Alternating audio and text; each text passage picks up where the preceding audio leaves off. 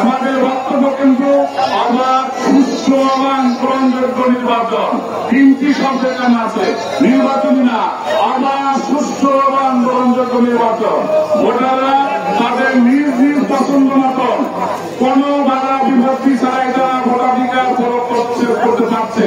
ইতিমধ্যে আমরা যারা ভোট দিয়েছে তাদের দু একজনের সাথে আমরা কিন্তু কথা বলেছি, তারাও কিন্তু তাদের নিজ নিজ ইচ্ছা মতন তারা ভোটাধিকার প্রয়োগ করতে পারছে কোন বাধা বিঘ্ন ছাড়া। ইতিপূর্বে এই সমিতিতে এই রকমের 17 বছরের কোন নির্বাচন হয় না, তারা কিন্তু নির্বাচনে অংশগ্রহণ করতে পারে না।